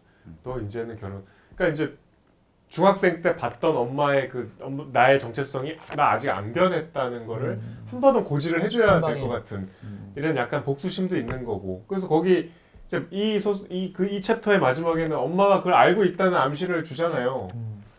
이제 병원으로 실려가실 때 내가 잃어버렸던 그 애인과 찍은 사진이 딱 테이블에 올려 있잖아. 뭐 그런 엄마와의 관계가 여기서는 조금 더 비중이 높으니까. 근데 이 형은 결국 어떻게 하냐면 영씨도 이제 좋은 남자 만나야죠. 지금 뭐라고 했어요? 아니면 좋은 여자 만나라고 해야 되나? 이렇게 결국 거기서 벗어나지 않고 못하고. 그러니까 그런 것 같아요. 여기 보면 이 사람은 형은 결국 사회의 이 구조 안에 자기는 들어가기로 결심한 것 같아요. 그러니까 로맨스 소설로 보면 좀 쓰레기. 그죠. 근데 이건 쓰레기라고 볼 수 없는 게 어떤 자기 자기 본질에 대한 결정을 하는 거니까. 아니 그럼 솔직하게 말해야지. 갑자기 너도 이제 좋은 남자 만나 이러면 어떻게 해? 비겁한. 아니 근데 솔직히 뒤에 얘기하잖아. 그래서 나중에 우리가 무슨 관계인 것 같아요? 그러니까 그게 무슨 말이에요? 하니까 사랑이라고 생각했던 건 아니죠라고. 그럼 어떻게? 얘기를 해요. 형이. 그랬더니 나도 모르게 그의 뺨을 후려쳤다. 근데 진짜 개빡칠 것 같긴 하더라고. 그럼. 아니 씨 너무한 거. 몇 번을 그렇게 같이 고품격 방송. 그네. 몇 번을 그렇게 하고 근데 그러니까 서로 사랑한다는 걸 말이 아니더라도 서로 확인을 여러 번 했잖아. 그래, 여러 번 확인을 했는데도 이거는 그러니까 이 형은 본인은 이제 끌려 연애를 했지만 마음속 한가운데는 아니야 난 돌아가야 돼 나는 이른바 정상적인 연애를 해야 돼라는 게 마음속에 계속 있었나 봐요. 그러니까 그 민족의 진로 이런 거 보고 그런 게 계속 보고 있었겠죠. 자, 그럼 이제 본편으로 넘어가시죠. 저는 이게 본편이에요. 네. 우럭이 본편이었어. 근데 이제- 우럭이. 하지만 소설의 제목은 대도시의 살인법이다. 젠장. 그러니까 대도시 살인법은 네. 여기는 이제 친구예요, 규호. 여기 이제 전에는 내가 더 사랑했던 사람이라면 제가 보기에는 여기는 이제 나보다 나를 더 사랑했던 사람. 그러니까 사랑의 크기가 이제 바뀐 거죠. 예민하고 민감해요. 그거 잘 알아. 네. 정윤 기자가 그런 걸 잘 그런 거 같지 캐치한다. 않아요? 내가 이긴 거야 진 거야 뭐 이런 느낌적인 느낌 같은 거. 그런 걸 캐치 잘하는 거. 잘한다. 저는 되게 순수해. 저는 그냥 좋아하면 그냥 쭉 가는 거예요. 저는 쭉 가기 때문에 순수하게 그냥 좋아하는 겁니다. 그러다 이제 저기 계산 안 해요. 뒤통수 후려 맞는 거지. 저 계산적인 남자 만나는 어. 거야. 남자가 아니고. 좋은 여자 만나야지. 뭐 이런 얘기 듣는 거야. 갑자기 여기 여자친구. 하다가. 오빠 우리 사랑이라 생각한 거 아니지? 하지만 직진하다가 깡은 우려주지 않지. 벼랑으로 떨어지는 거야. 그러지 마십시오 진짜. 아무튼. 이 대도시 사랑의 그 스토리 잠깐 제가 얘기하고 그다음에 논평을 해주시죠. 네. 이거 이제 규호라 그 헤어진 뒤에 앞에 이제 아픈 사랑을 겪었잖아요. 형 때문에. 그 형하고 헤어진 뒤에 이제 다른 남자를 만나는데 그 남자와 만나게 된 게 이태원 클럽이었죠. 이태원 클럽에서 내가 정신없이 술을 마시는데 그 바텐더였어요. 그래서 그 바텐더가 먼저 이 주인공을 좋아했던지 이 주인공을 찾아오는데 이 바텐더는 이제 스펙을 나중에 알고 보니 이제 제주에 살다가 인천으로 이제 온 지 얼마 안 된. 왜냐하면 자기 형이 의대생인데 엄마가 너 가서 형 좀 도와라. 뭐 도우라는 건 수발을 들라는 거겠지. 밥도 해주고 집안일도 해주고. 나도 이제 전문대학교 졸업하고 별로 이렇게 제주에서 심심하던 차에 또 성소수자로서 대도시의 사랑법을 공부하고 싶은 욕망도 있었고 그래서 이제 인천으로 와서 간호학원을 다니면서 밤에는 클럽에서 일을 하는 아주 성실한 청년이었는데 이제 이 둘이 만나게 되죠. 저 주인공은 이제 대학로에서 자취를 하면서 엄마와 이제 헤어졌어요. 자취를 하면서 혼자 글을 쓰면서 그 뮤지컬 공연장에서 팜플렛을 파는 알바를 하고 있었던 거죠. 그래서 이제 저 클럽에서 이제 이 친구를 처음 만난 뒤에 이 주인공을 보러 이 클럽 뮤지컬 공연장으로 오죠. 그래서 둘이 이제 결국은 뭐 낙산공원에서 뭐 서로 이제 연애를 하게 되고 규호라는 나보다 한 살 어린 그래서 이제 뭐 둘이 일본 여행도 가려고 하는데 일본 여행을 못 가는 장면에서 시작되는데 아무튼 그 규호에 관한 이야기입니다. 네. 여기서 제일 이 규호에 관한 규호와의 사랑에서 가장 기억에 남을 만한 장면은 낙산공원 장면이죠. 내가 HIV에 감염돼 있다. 이 얘기를 나는 카일리가 있어라고 표현을 하면서 얘기하는데 그래서 이 얘기를 하고 나서 그래도 나랑 사귀고 싶으면 사귀는데 아니면 그냥 우리 헤어지자 하고 걸어 내려가려고 하는데 너 생각하고 알려줘 하고 먼저 내려오죠. 그런데 결국은 규호는 그게 상관이 없었던 거예요. 그래서 뭐 상관이 없다면서 울어요. 오히려 규호가 울어요. 왜냐하면 자기가 더 좋아하거든. 그렇답니다. 왜 그렇게 아무것도 아닌 것처럼 말해? 왜 웃으면서 말해? 슬프게 하면서 울어요. 그래서 왜 울어도 내가 울어야지 네가 왜 우냐 주인공이 그러는데도 울어요. 그리고 나중에 왜 나랑 선뜻 사귀기로 했냐고 물어봐요. 거기에 대해서 규호가 딱 한마디 하죠. 그러거나 말거나 너였으니까. 제일 예쁜 장면 중에 제 하나죠. 친한 이제 여성 친구가 결혼을 했는데 2년 전에 이 친구는 전화가 왔어요. 여보세요? 가는 중입니다. 예. 죄송합니다. 제가 지금 가고 있는데 좀 늦어가지고요. 금방 갈게요. 네. 조금 걸릴 것 같은데 20분? 네. 20분. 10분 좀 더 걸릴 것 같은데 다른 분 모셔도 됩니다. 죄송합니다. 혹시요 12시 반은 안 될까요? 네, 알겠습니다. 예. 그럼 내 얘기하지 말자. 빨리 넘어가자. 예. 아니 그 친구가 이제 결혼을 한번 이혼을 하고 이제 지금 다시 결혼했는데 이제 새 연인한테 연애를 하다가 어느 순간 이제 고백 어쨌든 내가 한번 결혼했다는 거는 내 정보를 알려야 되잖아. 근데 본인 입장에서 주눅이 들 수 있지. 그래서 저 사실은 한 번 이제 결혼을 했다 실패했답니다 했더니 그 남편이 지금은 남편이지만 그때 남자친구가 울면서 그런 건 아무 상관 없다고 그랬대요. 그러니까 나는 이 소설의 여러 이 대화와 상황들이 이게 이성애 동성애랑 상관없이 아, 방금 얘기한 거 싫어해요? 내 친구 얘기예요. 그게 떠올라 막. 사랑의 다양한 빛깔에 대해서 우리 중에서 누가 제일 많이 알겠어. 이런 거 다양하게 쓸데없는 얘기 잘라주시고요. 그냥 아몰레드로 알고 있죠. 총천연세. 그렇죠. 하여튼 그런 것 같아. 약간 그래서 나는 보편적인 코드가 나는 그런 측면이라고 봐. 근데 여기서 이제 비극, 그러니까 약간 소설로서 어떤 비극 어떤 그 딱 그 포인트가 뭐냐면 본인이 이제 카일리 이른바 이제 HIV 복균자이기 때문에 취업도 안 돼요. 취업도 안 되는데 취업이 나중에 어떻게 그 필요 없는데 그러니까 그런 게 상관없는 데에서 취업이 되긴 하거든. 근데 이 친구는 실력이 있어가지고 중국 상하이로 발령이 나요. 근데 이 친구가 누구야? 규호. 근데 본인도 야 그럼 같이 그럼 중국 가가지고 살자. 나도 그럼 중국에 뭐 이렇게 발령 뭐 나는 뭐 그런 걸 지원을 할게. 그래서 거기에 자기도 당첨이 돼. 같이 중국어를 배우기도 하죠. 그래서 같이 중국어도 배워. 근데 알고 보니 중국 입국할 때 이제 혈액 검사를 해야 되는 거예요. 그래가지고 어쩔 수 없이 그 카일리라고 불리는 이른바 HIV 바이러스 때문에 본인은 중국에 못 가고 규호만 가게 돼요. 롱디가 되는 거지 쉽게 말해서. 근데 이제 거의 포기하다시피 얘기를 해요. 여기서는. 근데 이게 재밌는 것이 방금 정현욱 기자가 말한 게 더 사랑했다는 거잖아요, 규호가. 근데 여기 보면 그렇게 되니까 우리 주인공은 이별을 준비해요. 바로. 그러니까 이성적인 거지. 네, 이별을 준비하는데 그 표현이 막 이런 거예요. 감히 규호를 따라가겠다는 생각은 하지 않았다. 이 설렘도 찰나에 불과하다는 것을 알고 있기에 밤이 끝나는 시점과 해가 뜨는 시점은 이어져 있으니까 이렇게 설레는 감정이 있는 것은 결국 우리가 완벽히 끝날 때가 되어간다는 의미겠지.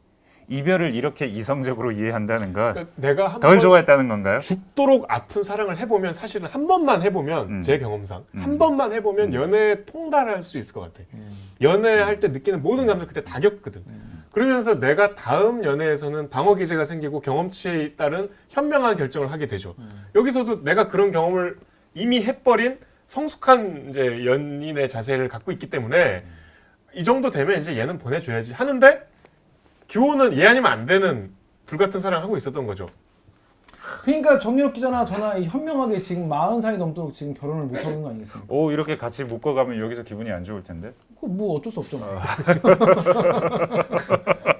어쩔 수 없는 나이가 됐나? 개인적인 얘기도 너무 하지 말고. 현명하고 이성적으로 지금까지 결혼 안 하고 있는 거야. 우리가 기호가 됐으면 말이죠. 벌써 아무래도 했으면 뭐해. 그러니까. 그러니까 규호가 참 많이 좋아했던 거죠.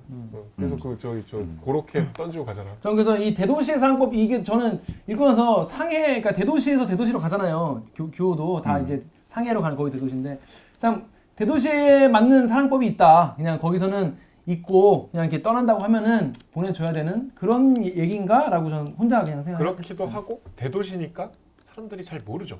내가 몰래 이렇게 맞아요. 수자로 이렇게 격렬한 사랑하고 있어도 사람들은 그 대도시의 겹겹이 쌓여 있는 이 여러 사람의 인파 속에 이렇게 못 보죠.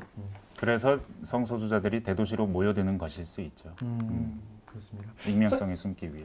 자, 여러분이 참 어떻게 보셨는지 모르겠지만 이 책이 아까 뭐 출판된 초기에 굉장히 많이 팔렸다고 얘기를 하셨는데 외국에서도 굉장히 평가가 좋나 봐요. 네, 영국에서 베스트셀러가 됐대요. 와우. 그리고 뉴욕 타임즈에 서평이 실렸어요. 와우. 지면에. 미쳤다. 네. 근데 우리는 뉴욕 타임즈지만 퍼블리셔스 뭐였지? 퍼블리셔스 위클리 리뷰. 되게 저명한 미국의 출판 잡지. 여기서도 굉장히 좋은 평가. 주목할 만한 작가로 선정을 했고 굉장히 해외에서 주목을 받고 있고 맨부커 인터내셔널의 출품이 됐고요. 여러분 한번 재밌어요. 난 진짜 뭐랄까 시간 가는 줄 모르고 읽어가지고 밤에 정말 재밌습니다. 재밌어요. 네. 그 저는 이 정말 새로운 경험, 정말 독서의 새로운 경험이었기 때문에 꼭 읽어보시기 이 앞에 제가 다음 시작할 소설도 때 재밌습니다. 이제 이게 잠깐. 약간 재미는 있는데 이 재미의 어떤 방향성과 재미의 종착점에 있어서 좀 회의가 든다고 말씀을 드렸는데 아까 그 김 기자가 자기는 소설가가 못 될 거라고 내가 주변 인물을 이렇게 써서 실제로 우리 필부들만 그런 게 아니고 에밀 졸라 아시죠? 네. 에밀 졸라가 세잔이라는 인상파의 거장 사실 미술사로 보면은 피카소보다 더 존재감이 있는 거장인데 둘이 어릴 때 아주 친한 친구였는데 세잔이 아주 초기작에 세잔이 아니고 에밀 졸라가 세잔 얘기를 누가 봐도 세잔인 거를 화가에 대한 얘기를 썼는데 너무 찌질하게 써갖고 개쓰레기를 쓴 절교했어요. 세잔이 절교했어요 둘이. 그러니까 그 실제로 그렇게 생생한 어떤 세계를 창조하다 보면 아니 제가 정현욱 기자를 소재로 소설 쓴다 그러면 어떻게 되겠어요? 나를 다시는 안 볼 거 아니야. 아니 이제 잘 쓰면 되지. 개쓰레기를 쓸 건데. 아몰레드 빛깔에 대해서 쓸 아무래도 건데. 빛깔을 써야지. 거기다 내가 더 상상해서 더 쓰레기로. 그러니까 어쨌든 상상에 불과합니다. 이렇게. 작가가 참고한 그렇지. 드라마도 맨 앞에 이 드라마는 관계 없습니다. 실제 사건과는 아무런 관계가 없으므로 참고 바랍니다. 그 기분 나쁘다고 할 수도 없고. 근데 이제 그렇게 창조한 어쨌든 허구의 공간이잖아요. 그 허구의 공간에 들어감으로써 우리가 대리 경험 이상의 저는 무언가를 항상 좀 찾아왔는데 네네네. 대리 경험은 충분히 돼. 음. 그리고 아주 친숙한 언어기 때문에 이게 사실은 우리 세대 김 기자나 나나 뭐 서영민 기자나 대학교 때 막 했던 뭐 이렇게 그 짧은 글들 있잖아요. 뭐 이렇게 굉장히 인터넷상에서 많이 떠도는 네이트 판이 그때부터 있었잖아요. 그걸 보는 거에 어떤 쾌감 정도였던 것 같아요. 좀 죄송한 말씀이지만 그래서 이 세계에 내 깊숙이 들어가서 뭔가 새로운 체험을 해서 새로운 감정을 느끼는 데까지는 저는 아직 못 갔어요. 공감과 어떤 연민 이런 또 연대 의식 이런 건 생기지만 그러니까 박상영 작가의 책을 더 읽어봐야 되겠죠. 그렇다면 어떤 책을 읽으면 좋겠습니까, 서영 기자? 새 책을 읽으시죠. 새로 왔습니까? 이거? 네. 나온 지 얼마 안 됐는데요. 역시 퀴어 소설인데 장편입니다. 처음부터 장편이고 쭉 연작도 아니고요. 계속 보여주시죠. 네. 재밌고 지금 잘 팔리고 있고. 그래요. 표지가 데이비드 호크니 그림 같네요. 비슷하네요. 그런 느낌이네요. 약간 쿨한 느낌이네요. 다 읽었습니까 이거? 네. 재밌어요? 재밌습니다. 와우. 약간 추리 소설 같기도 하고. 근데 그거는 뭐 부차적인 얘기인 거고 이거는 그냥 그 역시 사랑에 대한 얘기인데 이게 아주 그 어린 아이의 얘기는 아니에요. 그러니까 우리 연배에 지방에서 그 학교를 다녔고 그랬던 사람들이 어떤 퀴어 문화 그리고 뭐 서울에 대한 동경도 있고. 정세랑 작가가 여기 추천사도 쓰셨네요. 이 책도 읽어보시면 좋을 것 같습니다. 네. 자, 저는 본 것 같아요. 근데 뭐를? 정현욱 기자는 못 봤다고 하지만 뭘? 어떤 재현 이상의 것. 저는 이 책에서 뭐 어떤 인간이 보인다. 인간이 보이는 소설. 인간이 보인다. 근데 인간이 보이는 소설이 전 늘 언제나 가장 좋은 소설이고 그 인간의 세밀하고도 진실되고도 이 표착하지 않으면 보이지 않는 장면을 계속해서 보여준다. 굉장히 성실하고 관찰력이 좋으면서도 표현력도 좋은 작가다. 훌륭하다. 저도 우럭에서 그런 걸 많이 느꼈습니다. 엄마랑 그 형에 대해서. 근데 뭐 진짜 시간 없으니까 넘어갈게요. 여러분 읽어보시고 판단하면 좋을 것 같아요. 전 강력히 추천드려요. 되게 재밌어요. 좋습니다. 그리고 되게 이게 어쨌든 새로운 소설이어도 맞아요. 우리가 김 기자 이제 느끼지 않아요? 우리가 그동안 한국 소설들을 쭉 읽어왔잖아. 한국 문학의 이 성취 위에 올라온 소설이에요. 커팅 엣지에 있다. 네. 엣지 위에 있다. 근데 그러니까 본인도 한국 소설가들을 참 좋아하는 것으로 나 다른 글에서 많이 봤는데 어제 인터뷰에서는 작가들은 개노잼이다. 약간 오해의 소지가 있는 발언을 하셨는데. 아니 정말 친하고 같이 다니고 그 커뮤니티 안에 깊숙이 들어와 있기 때문에 그런 식으로 농담처럼 표현한 건데 만약에 그게 저는 농담이라고 생각해서 재밌어서 이 리포트 전체의 느낌을 굉장히 재미있고 밝게 가고 싶어서 그런 장면들을 꽂아 넣은 건데 그러니까 이게 재미는 있지만 특출나게 웃긴 책이야 재미있는 책이야 전 그렇게 생각하지 않아요. 이만큼 재미있는 책도 많아요. 우리가 그동안 그리고 7, 80년대 8, 90년대 나온 책들도 웃긴 거 많아요. 그러니까 너무 이렇게 웃긴 거에 집중 안 했으면 좋겠어. 그렇죠. 자, 그렇습니다. 서영 기자 오늘 오랜만에 대우시의 사랑법으로 책 읽어주는 기자 셋에 출연하셨는데 어떠셨는지? 재밌었습니다. 다음에 또 오시나요? 아니요, 저는 이게 마지막인 것 같습니다. 왜요? 본인이 맡은 소설이 이제 끝이었어. 네. 혹시 뭐 그 책이 아니고 그 뒤로 계속 하실 네, 거면 네, 뭐 제가 좋아하는 책을 워낙 책을 많이 하실 때 보시니까. 있으시면 네. 그렇습니다. 네. 자, 그러면 이번 주는 이렇게 대도시 상품 이렇게 마무리하고요. 자, 정혁 기자, 다음 주는 우리 뭘 다시 읽나요? 시간을 거슬러 올라가서 아, 이제 다시 핫한 것과 가장 거리가 먼 안 핫한 김 기자가 싫어하는 장평 장평 빡세?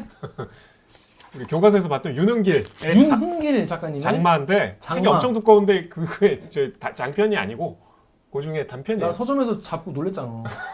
헐? 실화인가? 실화인가? 은재 다 있나? 그 중에 장마는 단편입니다. 다행이네. 단편집에 장마 말고 하나만 더 추천해 줄 수 있어요? 하나 더 읽는다면? 좀 책이 없어서 잘 모르 제목이 기억이 안 그러면 나는데. 다음 생에 추천해 주시기 바랍니다.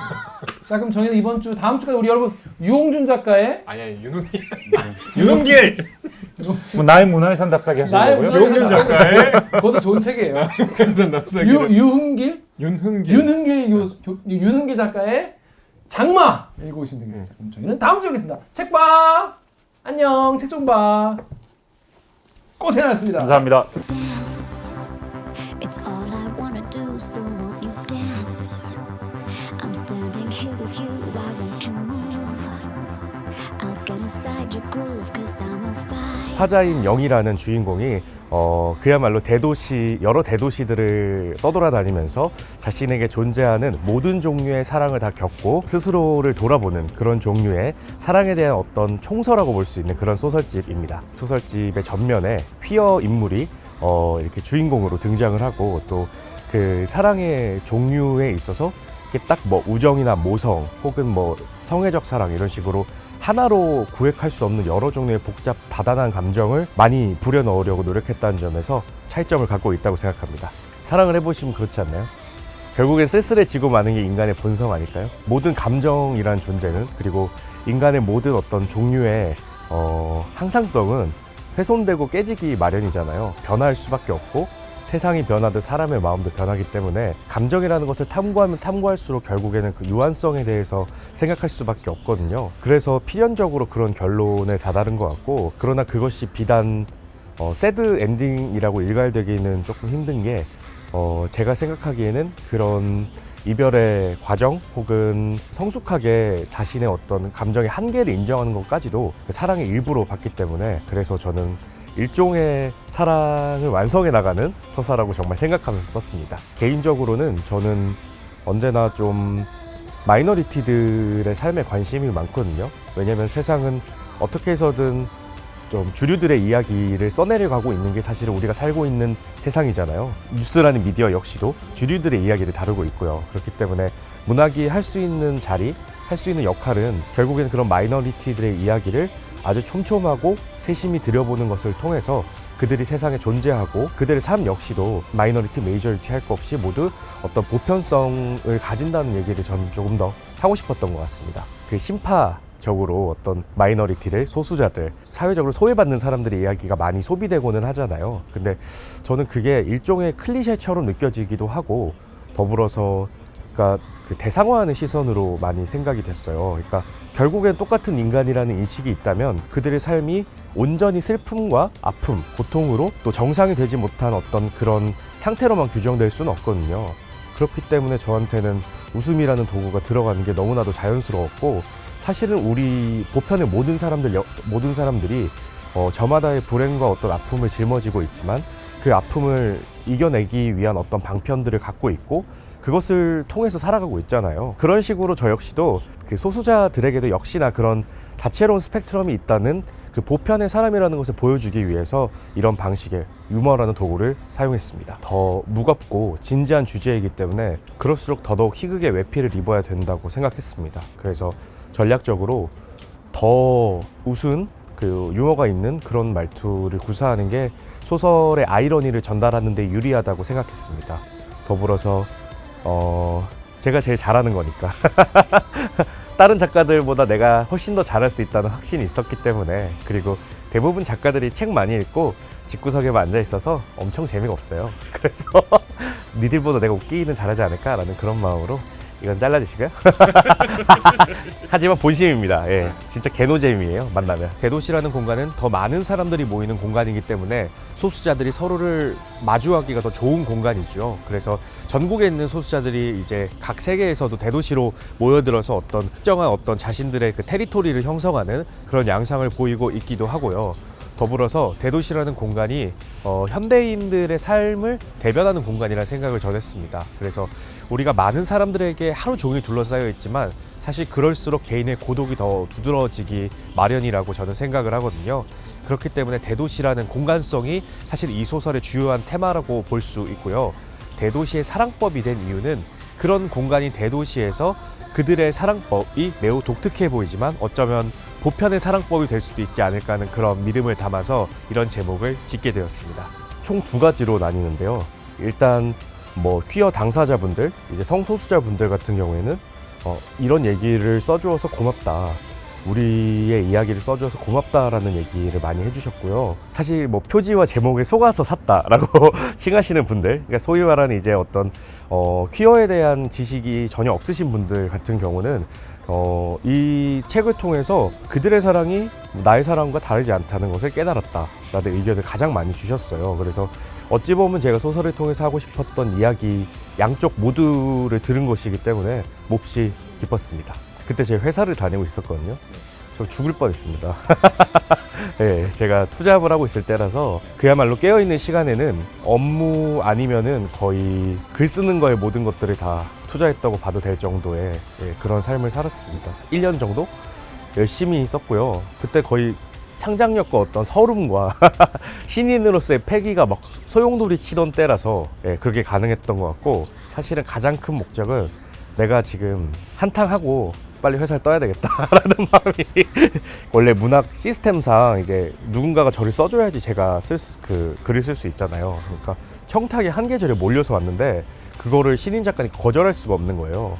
그래서 매일 밤을 새고 새벽 5시에 일어나서 출근 전까지 글을 쓰고 회사에서 일과 시간 중에 졸고 그랬죠. 뉴욕타임즈나 뭐 퍼블리셔스 위클리, 뭐 커스 리뷰, 또 그거부터 시작해서 뭐 가디언즈 이런, 그러니까 유수 매체들에서 정말 연락을 주시는 거예요. 커 인터내셔널 상 수상하신 작가분이 너무 내 얘기처럼 읽혔다, 그래서 좋았다라는 그런 메시지를 남겨주시고 그럴 때면은 내가 생각했던 것보다 더 많은 사람들이 비슷한 감정을 느끼고 살아가는구나라는 깨달음을 얻는 동시에 이게 진짜 현실인가 하는 생각도 들고, 영국에서는 실제로 막 베스트셀러 매대에도 올라가 있다고 하니까 그게 진짜 신기하더라고요. 그럼 사실 1쇄가 입금이 됐거든요. 그래서 이제 조금 느끼고 있어요. 이제 사랑받고 있구나. 글을 쓰는 것도, 이렇게 나와서 인터뷰하는 것도, 또 많은 분들에게 제 생각과 제가 추구하는 바를 전달할 수 있는 사람이 된 것도 너무 기쁘고 영광스럽습니다. 글을 안 쓰는 삶을 저는 한 번도 상상해 본 적이 없습니다. 저는 초등학교 2학년 때부터 장원을 받았습니다. 아니 좀 너무 재수없나?